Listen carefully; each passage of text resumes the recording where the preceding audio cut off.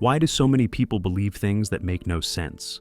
Not just unusual things, but entire systems of belief that ask for total commitment while offering no clear evidence, no reliable logic, and no consistent truth.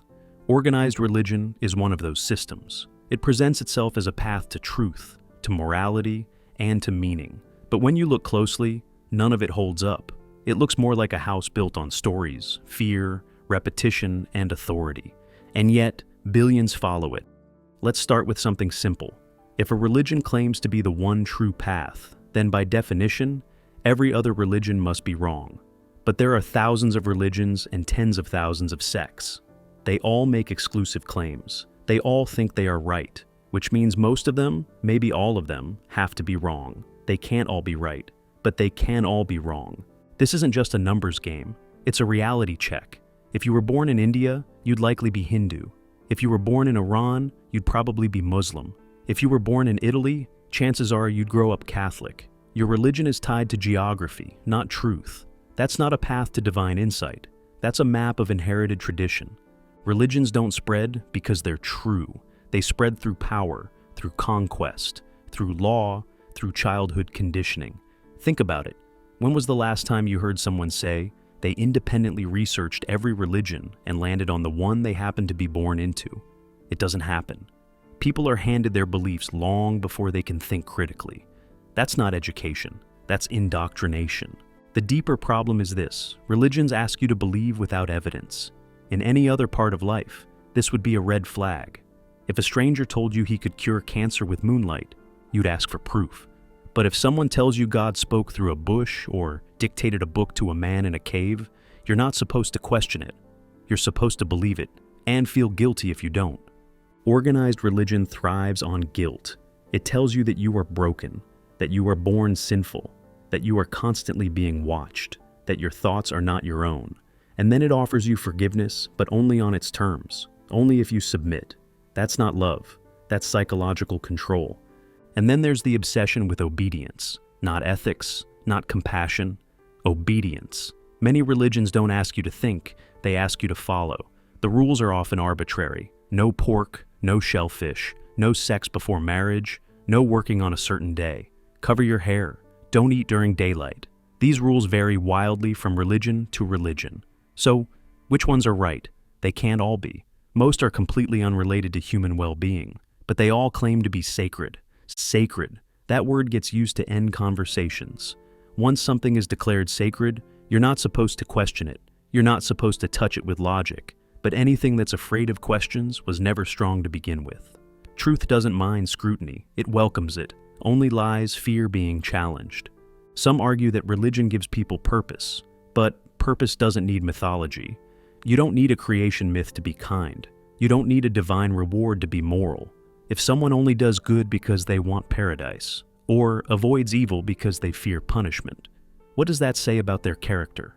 Morality based on fear or bribery isn't morality, it's compliance. The idea that we need religion to be good is insulting. It assumes that without a God watching us, we'd all be monsters. But most people already act with decency, not because of religion, but in spite of it. In fact, some of the most moral advances in history came from people who challenged religious authority, who stood up against dogma. Abolitionists, scientists, human rights advocates, they often faced religious opposition. Let's talk about the scriptures. These are supposed to be the words of an all-knowing being, but they read like books written by ancient men. They reflect the biases, fears, and ignorance of their time. They contain violence, slavery, misogyny, tribalism, and revenge. They include stories of talking animals, magic tricks, and genocides carried out in the name of love. If you read these stories in any other context, you'd laugh. But because they're labeled sacred, people defend them. Some try to cherry-pick the nice parts. Others say it's all metaphor. But if you have to explain away every uncomfortable part as symbolic, why take it literally at all? Why not just read it as mythology and move on? And then there's prayer. Billions of people pray. Some pray for health, others for money, some for protection. But outcomes don't seem to follow effort. The sick still die. The poor stay poor. The innocent still suffer. When prayers are answered, it's seen as divine. When they're not, it's seen as mysterious. Either way, the belief is protected. That's not logic. That's confirmation bias. Religions often claim to bring peace, but history tells a different story. Wars have been fought over gods. People have been tortured, exiled, and burned alive over doctrine. Even today, people are killed over blasphemy, over disbelief, over cartoons. How can a belief in an all-loving being lead to so much hate? It's because religion doesn't just define truth, it defines enemies. Once someone is labeled a heretic, an infidel, an unbeliever, it becomes easier to dehumanize them. This isn't a bug in religion, it's a feature. Organized religion depends on authority, not earned authority, but claimed authority.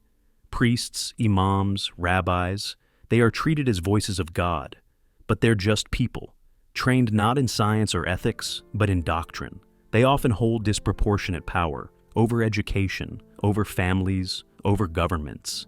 And that power isn't always used for good. In many places, religion still dictates law. It decides what women can wear, who people can love, what books can be read. It shapes politics. It shapes healthcare. It shapes what children are taught in schools. This isn't faith. It's control dressed up as virtue. And yet, even with all this influence, religion still claims to be persecuted. It demands special respect, special exemptions, special rights. But why should belief be shielded from criticism? Why should faith be above questioning when every other idea must stand on evidence? There's a double standard. If you say the earth is flat, people will correct you. But if you say the creator of the universe wants you to follow dietary laws from the Bronze Age, people nod politely. That's not respect. That's fear of offending belief. And it's holding us back. Religion doesn't just conflict with science, it resists progress. It teaches that the answers are already written, that the books are closed, that curiosity is dangerous. But reality is not a closed system. The universe is not finished, and neither is our understanding of it. We now know how disease spreads. We know how planets form. We know how species evolve. We've mapped the genome. We've photographed black holes. But religion is still trying to explain the world with stories written by people who thought the earth was flat and the stars were holes in the sky. It's not just outdated, it's incompatible with honest inquiry. Religion asks you to trust even when the facts say otherwise, to believe even when reason says stop, to surrender your doubts instead of exploring them. That's not a path to wisdom, that's a path to submission. Organized religion often presents itself as a path to truth, but it starts with conclusions and works backwards. It tells you what is true before you have a chance to discover anything. That's not a journey, that's a script. And questioning the script is treated as betrayal. The moment a child begins to ask, why?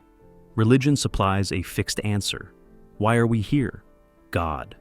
What happens after death? Heaven or hell? Why do bad things happen? It's a test. Every question has a shortcut, a placeholder, a pre-packaged explanation that doesn't invite discovery. It replaces wonder with obedience. And yet the answers are never clear. Ask 10 religious leaders the same question, and you'll get 10 different answers. Some say God is personal. Some say he's abstract. Some say he's loving. Others say he's vengeful. Some say he's everywhere. Others say he lives in a place. The contradictions pile up, but followers are taught to never see them as contradictions. In any other system, this would fall apart. If a university professor constantly contradicted himself, you'd question his credibility. But in religion, the contradictions are sacred. They're labeled as mysteries. It's a clever way of avoiding the obvious. If something doesn't make sense, wrap it in mystery and tell people it's beyond human understanding. But that excuse has limits, because religion doesn't just describe the unknowable. It claims to know the unknowable. It speaks for the creator of the universe. It tells you what he wants, who he loves, who he hates, what you should wear, what you should say, who you can marry, and how you should die.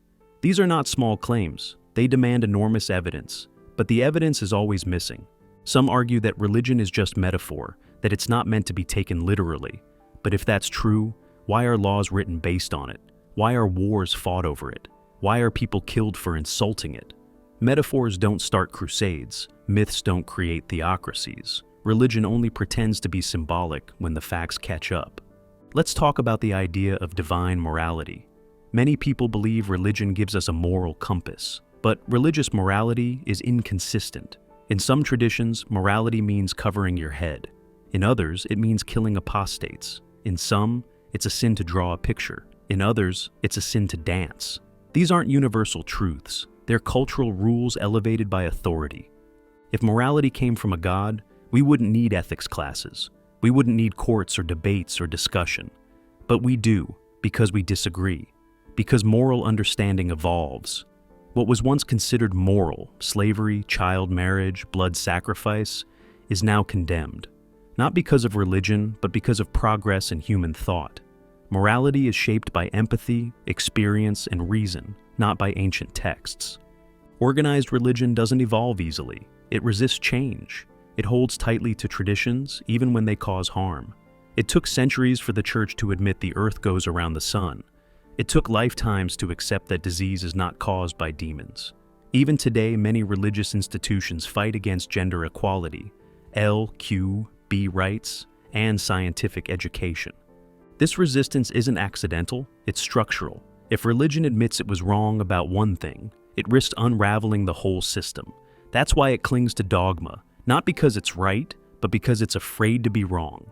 Look at how religion handles doubt. Doubt is punished. Questioning is framed as weakness. Some people are taught that even thinking the wrong thought is a sin. This is mental policing. It doesn't encourage growth. It breeds fear, and fear keeps people loyal, not because they're convinced, but because they're afraid of the consequences if they're not. In some countries, leaving religion is a crime. In others, it means being cut off from family, community, or career. This isn't a system that respects personal freedom. It's one that enforces identity through threat of punishment. And still, we're told religion brings peace. But peace built on silence, shame, and submission is not peace. It's a quiet form of control. True peace comes from understanding, from honesty, from allowing people to be who they are, not from threatening them with eternal fire if they don't believe a certain myth. Speaking of fire, let's talk about hell. The idea that a loving God would create a place of eternal torture is absurd. No crime deserves infinite punishment. And yet, billions are taught that if they don't follow specific rituals or beliefs, they will suffer forever. That's not justice. That's psychological abuse. And who gets saved? That depends on the religion. In one, you must accept Jesus. In another, you must follow the 5 pillars. In another, you must keep kosher laws. Everyone believes they have the right formula. Everyone else is damned. This isn't unity. It's tribalism wearing spiritual clothes.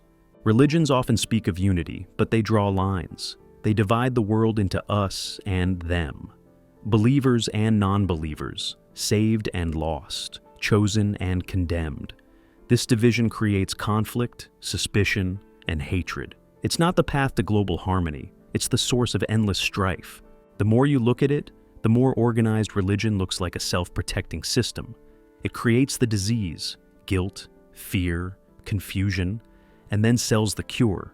It tells you you're broken, and then offers salvation.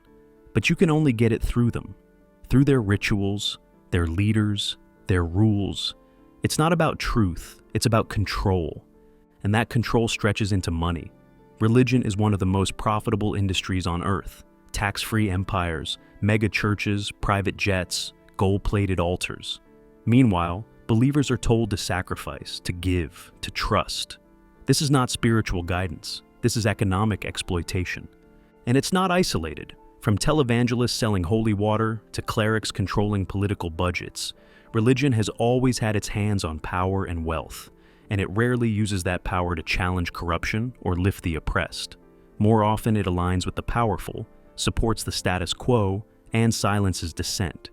Even when it does promote charity, it often comes with strings attached. Food and aid are tied to conversion. Schools are used to push doctrine. Orphanages are used to recruit loyalty.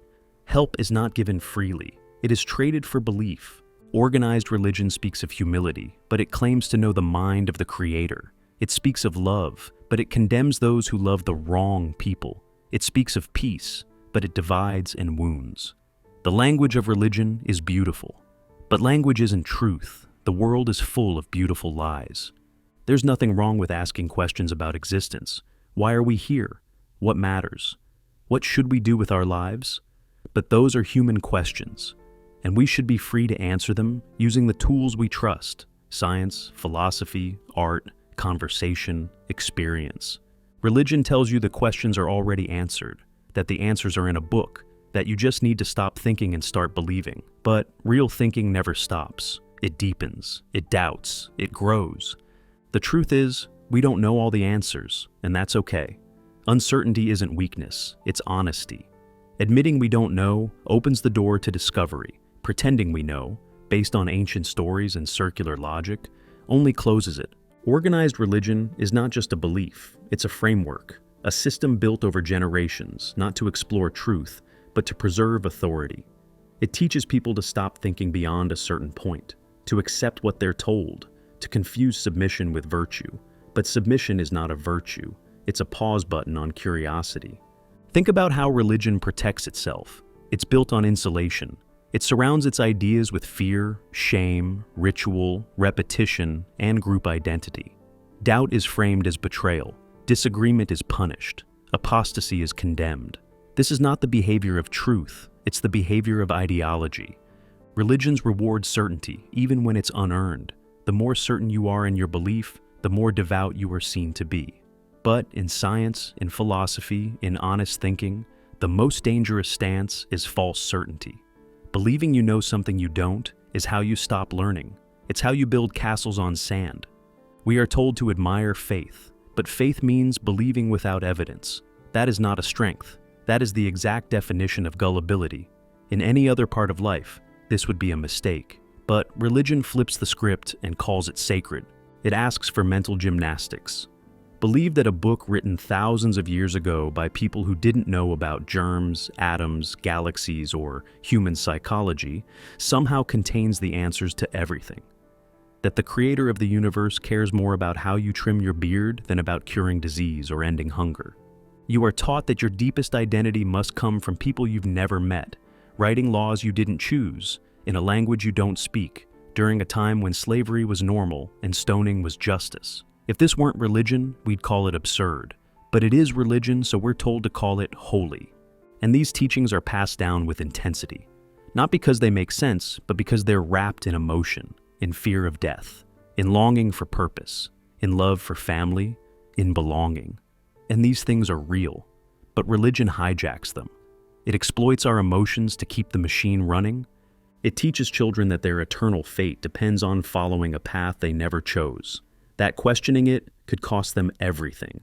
This is not education. It's not spiritual exploration. It's emotional blackmail.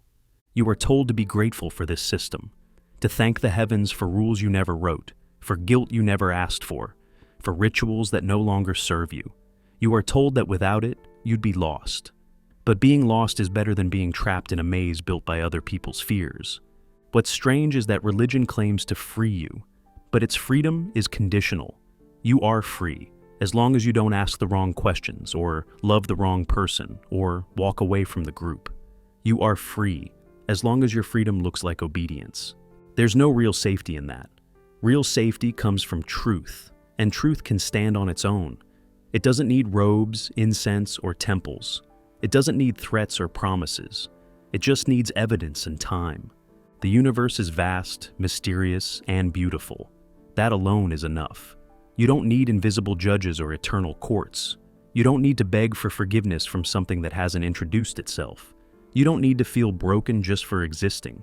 If we need guidance, we have reason. If we need meaning, we can build it. If we need morality, we can shape it through compassion, not commandments. The more you question, the clearer it becomes. Organized religion is not here to help you think. It's here to stop you from thinking too much. It gives answers that can't be questioned. It claims authority that can't be challenged, and it calls this humility. But there is nothing humble about claiming to speak for the creator of the universe.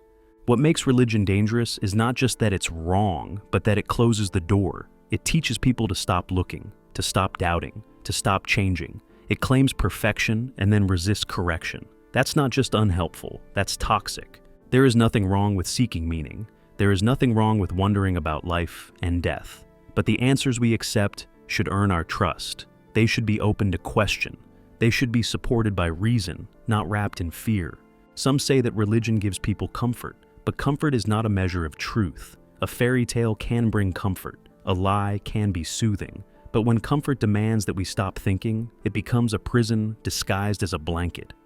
And that's what organized religion often is, a beautiful cage, a polished, ornate, golden cage, built with ritual, decorated with song, but a cage nonetheless.